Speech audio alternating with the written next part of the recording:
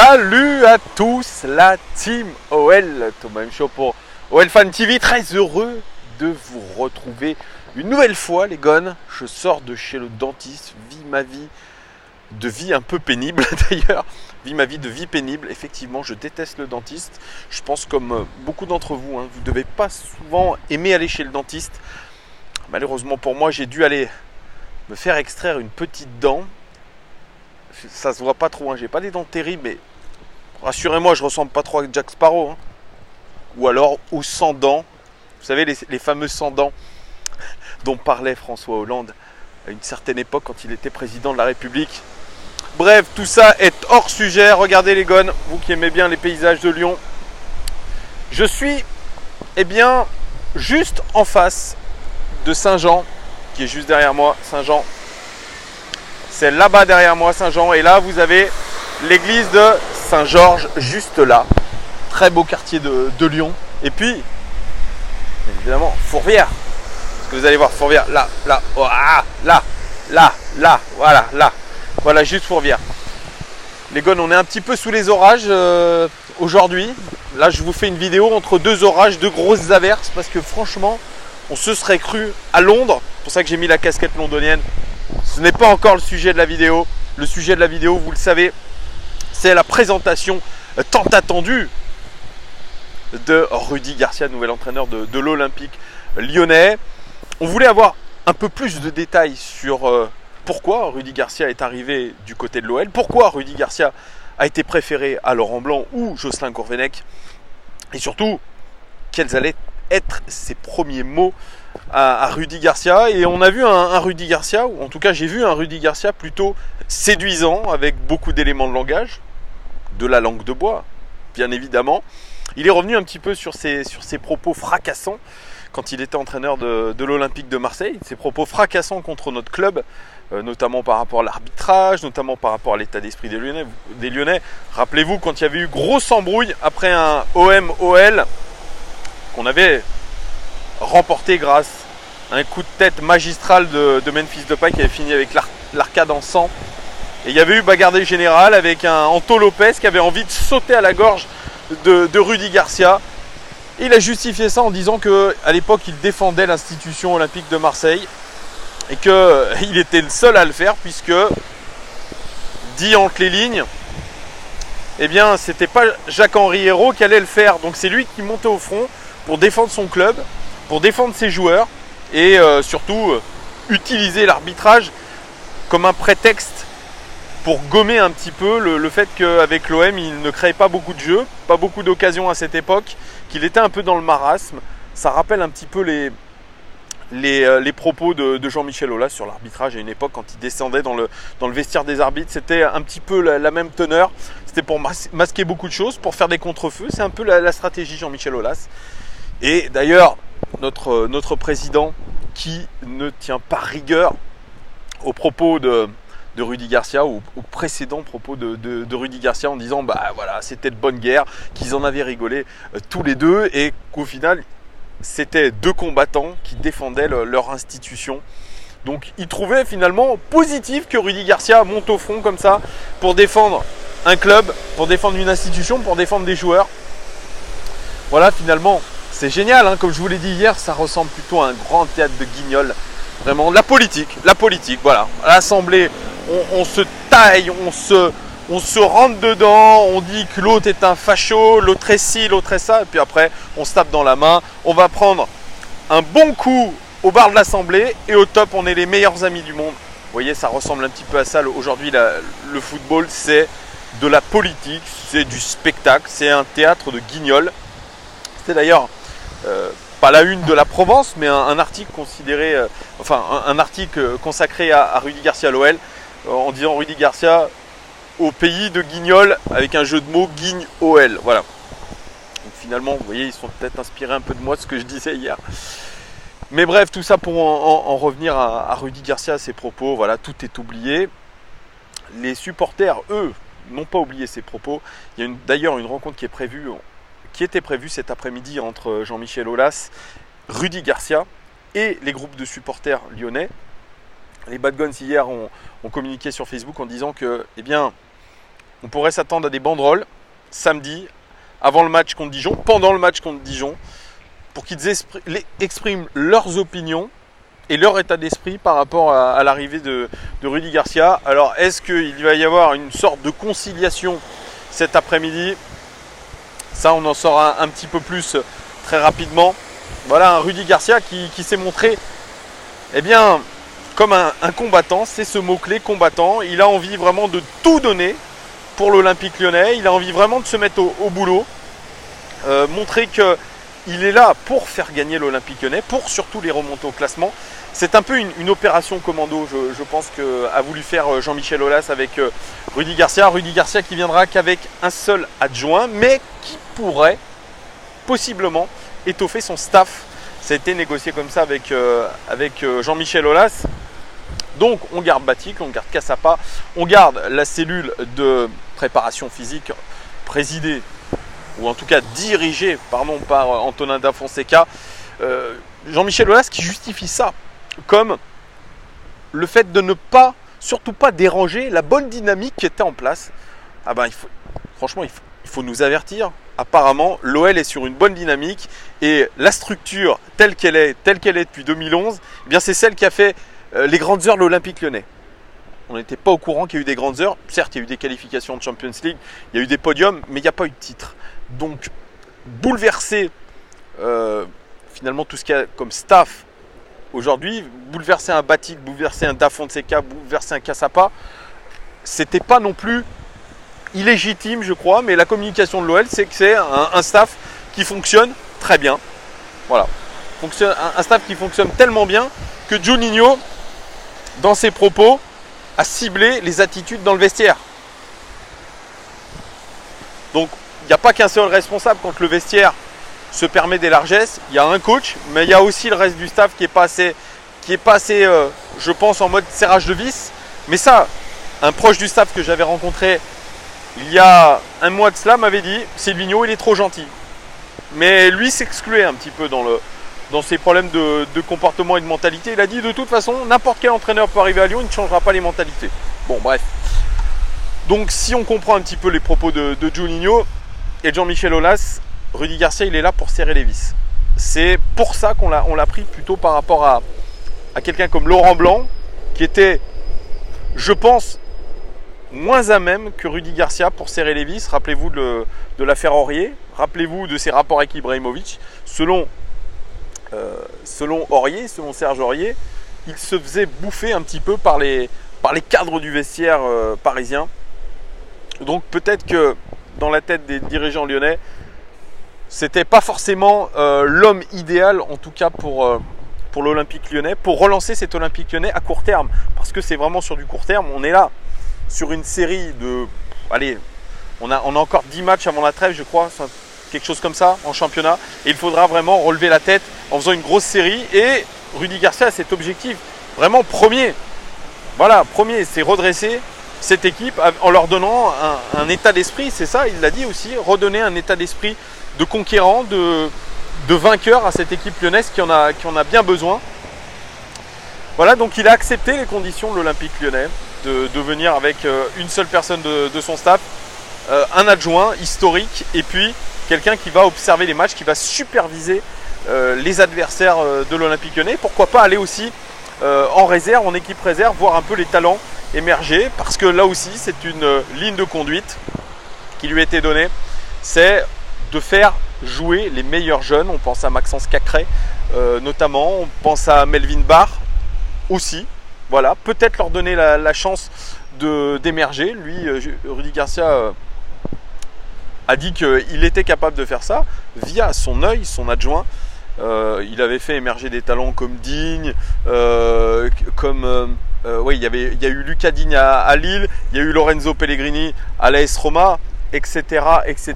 Il y en a eu plusieurs, en tout cas. Il y a eu Boubacar Camara à l'OM aussi, donc il a fait confiance aux jeunes et il dit qu'il est capable en tout cas de lancer ces jeunes-là. Ça, c'est important. On lui a donné donc pour consigne de redonner du jeu, redonner de la grinta, mettre de l'ordre dans le vestiaire et puis faire jouer les jeunes. C'est un challenge qu'il a relevé. Voilà, et puis grosse différence aussi avec son concurrent qui était le grandissime favori. Hein. Moi j'avais comme info que c'était à 90% fait avec Laurent Blanc. Les 10% restants, eh bien, vous voyez, ça s'est partagé entre Gourvenec et Rudy Garcia. Mais finalement, la vraie différence entre lui et Laurent Blanc, c'est, je pense, aussi ce côté passionné que Laurent Blanc, peut-être, n'a pas assez montré lors de son entretien. On le rappelle, il n'a pas entraîné depuis 3 ans et peut-être que l'OL l'a considéré comme un peu sur ses acquis un petit peu et avec une espèce de nonchalance qui n'a peut-être pas plu, sachant qu'au final, Jean-Louis Gasset, son éternel adjoint, son binôme, eh bien, n'était vraiment pas sûr de venir avec lui. On a parlé aussi de Philippe Lambert à la préparation physique, c'est ce qui voulait dire peut-être qu'Antonin Da Fonseca allait être mis sur la touche. Philippe Lambert, c'est quelqu'un qui était considéré par Jérôme Rotten à l'époque du Paris Saint-Germain, quand il était au PSG avec Laurent Blanc, comme quelqu'un d'hautain. On parlait du staff de Laurent Blanc comme des gens hautains, notamment avec les journalistes, avec les suiveurs du foot. Donc peut-être que cette personnalité un peu de Philippe Lambert qui est assez décriée, un Philippe Lambert préparateur physique qui a travaillé longtemps avec Claude Puel aussi, qui est aujourd'hui un ennemi de l'Olympique Lyonnais, de Jean-Michel Aulas. Donc vous voyez, il y avait tout ce contexte-là, un Philippe Lambert qui était l'adjoint de Philippe Montagnier à Lens, ça s'est mal passé, il a dû quitter Lens aussi. Donc je pense qu'il y avait la personnalité même de Philippe Lambert, je pense, qui était en cause. Et l'Olympique Lyonnais n'avait pas envie de rajouter des problèmes aux problèmes. Et il aurait fallu peut-être aussi repartir de zéro, notamment au niveau de la préparation physique. Et je crois que l'Olympique Lyonnais n'avait pas envie de repartir de zéro au quart du championnat. Voilà, c'était une logique de continuité. Moi, je la comprends pas vraiment parce que, comme je vous l'ai dit, ce staff qui est là depuis 2011, qui a subi les échecs Fournier, Genesio, Silvino, ça aurait mérité un grand coup de balai. Alors, échec relatif, en tout cas au niveau des titres, parce que l'OL vise un titre depuis 2012, vous le savez, et c'est un objectif aussi donné à Rudy Garcia de récupérer un titre. Ça aussi, il a beaucoup de choses à gérer, Rudy Garcia, lui qui reste quand même sur une mauvaise dernière saison à l'Olympique de Marseille, marquée par un jeu très terne. Ça aussi, je ne suis pas d'accord avec la communication de Juninho qui dit que partout où il est passé, eh bien, il a bien fait jouer ses équipes. Et puis, il a redonné un vrai état d'esprit à la plupart des équipes. Oui, ça s'est bien passé au début, mais ça s'est très mal passé à la fin.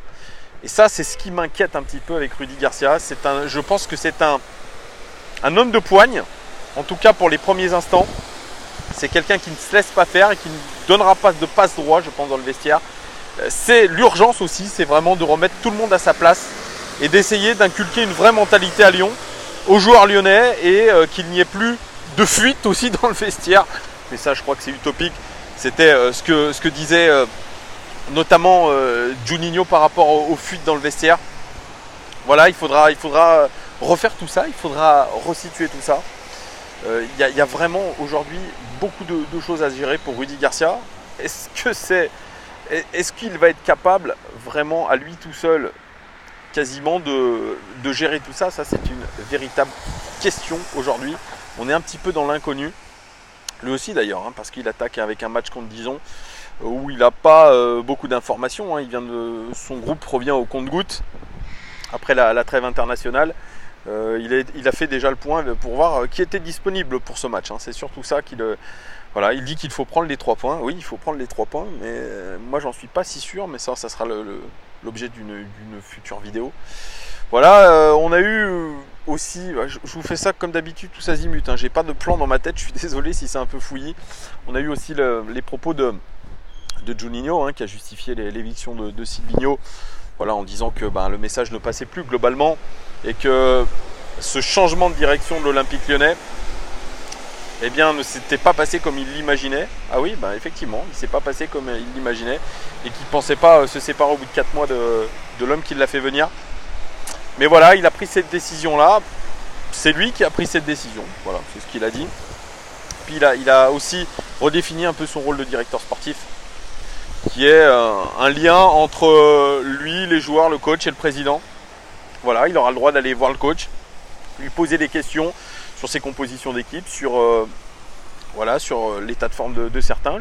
Mais il aura le droit aussi de venir dans le vestiaire et de recadrer certains joueurs.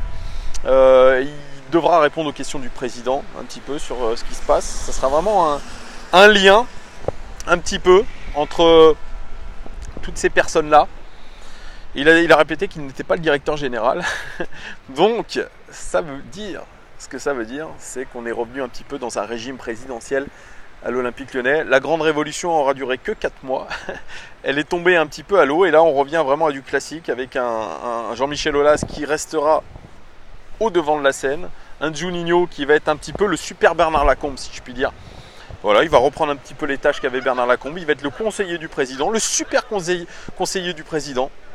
Voilà, c'est un peu ça finalement Jean-Michel Aulas. C'est un grand patron avec des conseillers autour de lui, beaucoup de conseillers.